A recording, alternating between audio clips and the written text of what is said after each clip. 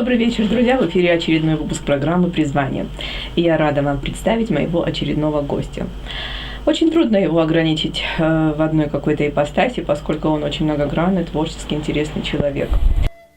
Есть люди в нашей Осетии, вокруг которых лучезарно и светло, которые с первых минут располагают к откровенности и к доброте. К ним относится и наш сегодняшний герой, наш современник, талантливый осетинский поэт, самородок, прозаик и очень чуткий врач, большой патриот своей родины Асланбек Пагиев. Родился Аслан в городе Алагире, Северной Осетии, в образцовой интеллигентной семье. Детские годы поэта прошли безмятежно, как у большей части детей в стране под названием СССР. С первых же дней вступления во взрослую жизнь Аслана жизнь пробовала в различных жизненных экзаменах, и всегда он выходил с честью из любой жизненной ситуации.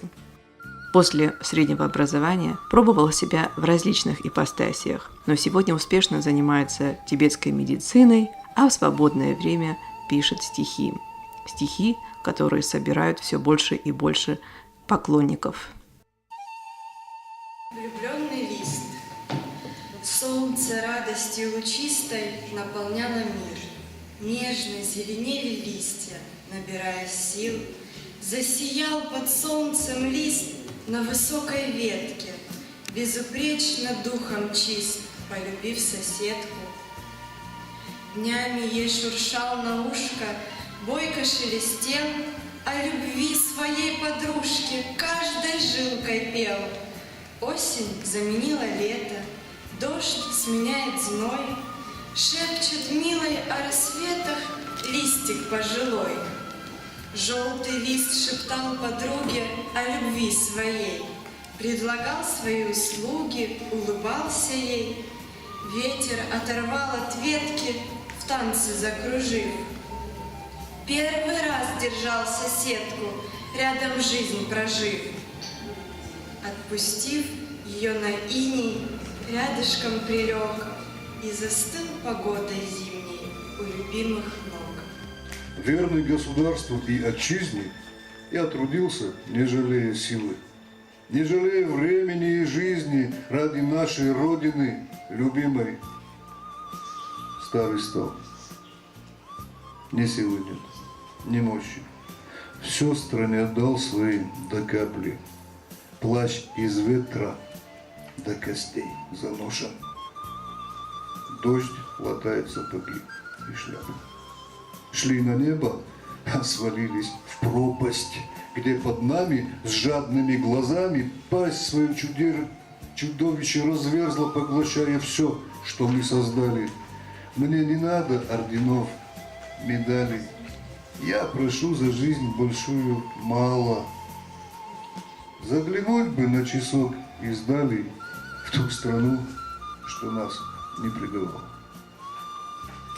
Он, как Великий Горький, объездил чуть ли не полмира. Асланбек – автор 6 книг, и это всего за 3 года. Знаменитый роман в стихах «Француз» принес ему почти мировую известность, и его планируется перевести сегодня на национальные языки Голландии, Франции, Бельгии, Италии и других странах. Его поэтическое творчество пользуется неприемлемым успехом у народа. Мы острие копья великой правды, поэтому не надо славы мне. Не славу мне, а Божью благодать и чистый дух, а слава не важна. На этом свете славе не бывать. Ну, а на том мне слава не нужна. И я рада вам представить моего очередного гостя. Очень трудно его ограничить в одной какой-то ипостаси, поскольку он очень многогранный, творчески интересный человек. У нас в гостях современный осетинский поэт Асланбек Пагиев. Добрый вечер, Аслан. Добрый вечер. В каждой строке твоего стихотворения можно найти что-то для каждого, причем независимо от возраста, что-то свое. Как получается так, что ты объединяешь в одной аудитории читателей разных возрастов? Сам ты как относишься к своей поэзии? Как ты можешь определить ее? Поэзия – это Пушкин. Как определить? Ну, я бы сказал так. Я был ребенком. Я помню свои чувства, ощущения, радость там или беззаботность свою. Я знаю, как это было, я помню, я могу написать об этом. Я был юн, я был молод, я работал на заводах, работал в больницах, строил со своим отцом дома, строил людям. Общался, и потихонечку человек растет, общается с разным возрастом. И вообще мои самые лучшие друзья, для меня сейчас самые мои лучшие друзья, всем за 70. То есть мне доставляет больше удовольствия общаться с ними, потому что как-то то, что я прожил, это я уже знаю. А то, что прожили они, и вот, видимо, любознательность тянет. Отношение к моей поэзии, как сказать, я врач. Отношение к поэзии у меня очень положительное, но вот к своей, я не знаю, к ней как-то, наверное, надо смотреть, как люди относятся. Ну, и в наше, и в любое другое время, в принципе, поэт – это кто? Поэты. Это наконечник острия копья правды. И если человек не идет впереди страны всей, а не говорит то, что он думает, то, что он видит, боль народа своего, какие-то неправильные штрихи на картине, мазки, которые надо стереть или же поправить. Я имею в виду политику, я имею в виду обычаи, нравы, уставы. Ну, все вместе взятые. Если поэт не идет впереди и не получает первым за то, что он идет впереди, то, в принципе, поэт – человек ведущий. Это как Данко. Вырвал сердце, осветил всем дорогу, его не стало, о нем сразу все забыли, но сам факт, то, что пока дорога освещена, народ идет, видит, куда идти. Поэт – это, я думаю, вот как раз те люди, которые и должны вести за собой народ. Вы часто в своем интервью с радостью говорите, отмечаете, что вы родились в счастливое советское время. Сейчас вам трудно адаптироваться, и чего не хватает уже в этом времени? Ну, человек в моем возрасте уже не думает о том, как бы адаптироваться. Человек в моем возрасте уже думает, как бы сделать так, чтобы подрастающему поколению, идущим за нами людям, было легче. Было легче, и не просто легче, а качественнее, чтобы они прожили свою жизнь. Трудно им. Мне уже не трудно. Я свое дело сделал, как говорится, Мавр дело свое сделал. Мои дети выросли. Выросли дети моих соседей, друзей. Я бы хотел, чтобы они поменяли жизнь в лучшую сторону. А чтобы они это сделали, придется нам над этим поработать и рассказать им, как она может быть лучше жизнь. Потому что мы прожили той жизнью, мы пожили там. Мы видели все, мы работали в то время. Мы не просто были детьми маленькими. Объяснить им, рассказать, что можно сделать так, что все национальности нашей страны могут жить как родные братья, и не будут они делиться. И не просто национальности нашей страны. Конечно, в первую очередь это нужно сделать в нашей родной Осетии, да, где каждый барабанит себя в грудь, что я вот такой, а я вот этот, а я кударец, я дегорец, я чешайнак, там, да, вот это вот. Вот это бы нам поменять и показать окружающим нас республикам, как мы живем. Когда они увидят это, они, естественно, захотят жить с нами. Его стихи о самых различных темах нашей жизни, волнующих тонкую душу поэта. По словам автора, писать стихи он начал с самого детства, но более осознанное восприятие поэзии к нему пришло совсем недавно, 2 года назад. Более основательно он написал за 3 года 7 книг. Особое место в его книгах занимает поэма «Француз», написанная в соавторстве с отцом Асламбега, Казбеком Пагиевым. Роман в стихах принес ему почти мировую известность. Совсем недавно поэта пригласили в Донецк, и там его стихи нашли живой отклик. Я сегодня вернулся в Советский Союз. Тот, что дорог мне с самого детства. Нитью ласковых, братских опутала уз сетью светлого добрососедства. Растревожили чувства, ожившую грудь, полыхнув акварелями света, сердце просит скорее отправиться в путь по широким Донецким проспектам. Беспокоился разум за милых сестер, за наполненных мужеством братьев. Я боялся, что стонущий черный костер их расплющил в горячих объятиях. Но улыбкой небес озарила меня и окутала нежностью детства, оказалась живой. Дорогая земля моего золотого Донецка, как и прежде здесь учат любви малышей, и искрятся сердца молодые, и коснулись моих беспокойных ушей звуки смеха до боли родные. Я с тяжелыми думами шел до тебя, мой измученный войнами город, и на вены дрожащее сердце губя наползал ужасающий холод. Но сегодня, увидев улыбку твою, искупавшись в твоих переливах, словно в сказке оживший, счастливый стою, не сгоревшему, радуясь диву. Лирические стихи о родине, о любви, о жизни Асланбек Пагиев читает почти на всех поэтических мероприятиях. Он собирает умело вокруг себя людей разных возрастов. Есть в его произведениях стихи даже о Южной Осетии.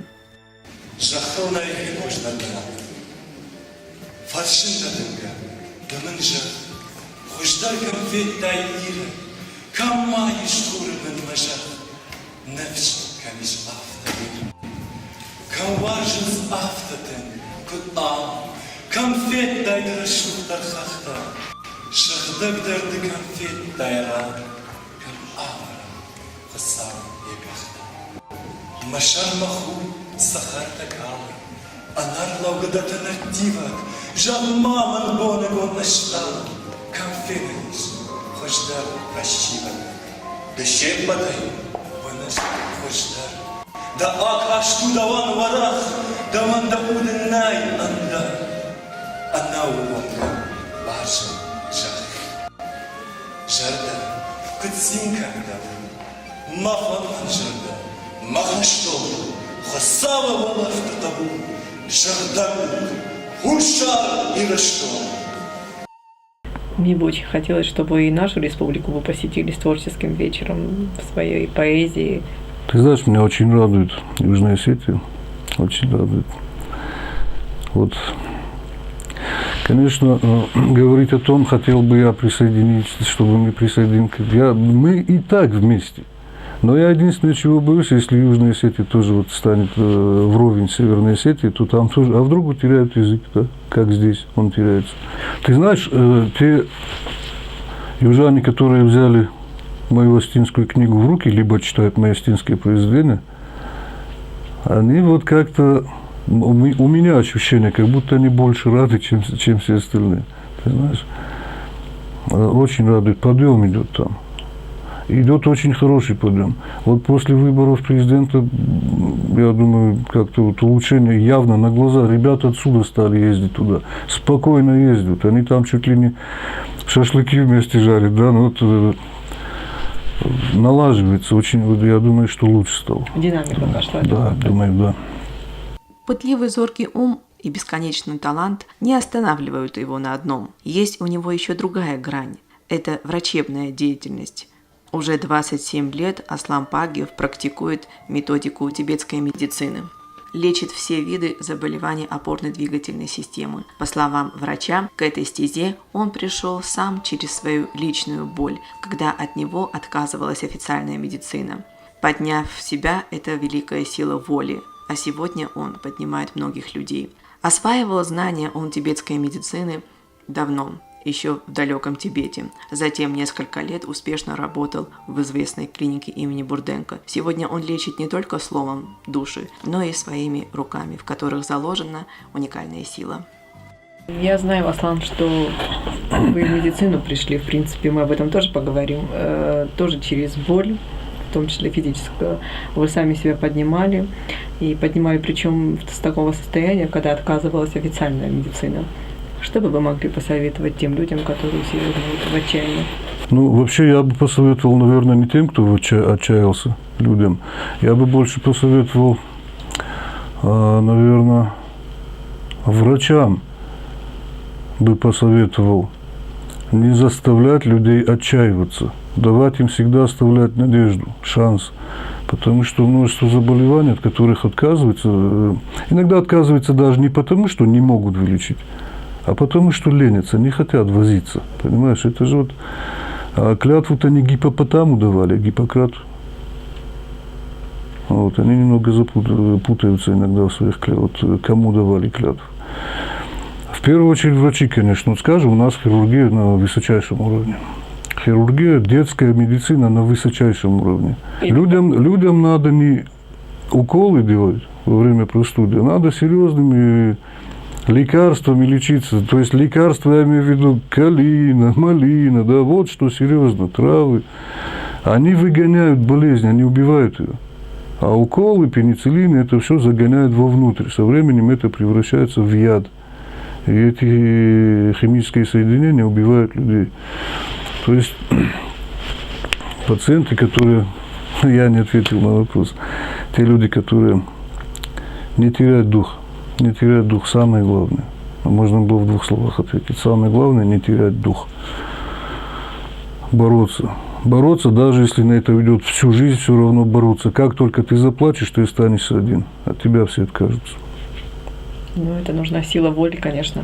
Это нужна помощь. Помощь. Помогать им надо. Держать дух, поддерживать. Аслан, более 20 лет вы работаете именно в современной тибетской медицине, да? Основываете и практикуете? 27 лет. Да. И что вы лечите? Скорее, больше легче спросить, что не лечу. Лечу от всех болезней, да? Панацея. Плексит, миозит, радикулит, ишиас, люмбага. Это с прострел. Сколиоз. Занимаюсь сколиозом, искривление различных этиологий, головные боли, падение зрения в результате деформации трапециевидных затылочных мышечных брюшек. Лечу советами, лечу травами, то есть, масса заболеваний. То есть, опять-таки же получается, что в 50% я просто даю совет, и человек сам себя ставит на ноги. Вот мне бы хотелось узнать, врачебная такая, все-таки консервативная ипостась не перебивает вас поэтической? Как может врач перебить поэта? Поэт поет. Врачи тоже все поют, в принципе, даже во время операций. Врач дает возможность поэту, сидящему во мне, творить и созидать. Ибо я разговариваю с людьми, они делятся со мной своими жизненными ситуациями, информацией своей, болячками какими-то. И дают мне возможность, это же все оседает. И ты чужую историю, вроде бы она чужая, но ты тоже или пережил, или понимаешь. И ты выдаешь ее на бумагу. То есть врач это для поэта очень даже хорошо. А поэт хорош для врача чем? Когда ты пишешь, какая-то часть мозга работает и отключает полностью весь негатив или все уставшие органы, как будто в это ощущение такое. И ты пишешь, ты увлекаешься. Ты отдыхаешь. В любом, если поэт дает врачу отдохнуть. Драму, все равно это. Да что угодно пишешь. Ты уже поэт, ты уже не врач в этот момент. Когда в тебе сидят 2 человека, сначала работает один, другой отдыхает, потом этот работает, тот отдыхает, понимаешь? Необъятный, глубокий и светлый мир нашего героя сложно постичь в одной передаче. Это можно сделать, живя в соприкосновении с его высокой поэзией, знакомясь каждый раз с его новым стихотворением и соприкасаясь с чем-то прекрасным и вечным. Хочется пожелать напоследок Аслану Пагиеву новых высот не только в творчестве, но и в личной жизни, в звании человека-осетина. Я хотел бы передать приветы всей Южной Осетии, моим друзьям, братьям, сестрам. Всем тем, кто не осетины, живут в Южной Осетии, я тоже передаю привет и спасибо большое, что вы остались с нами. Присоединяйтесь к нашей жизни и давайте вместе что-то сделаем.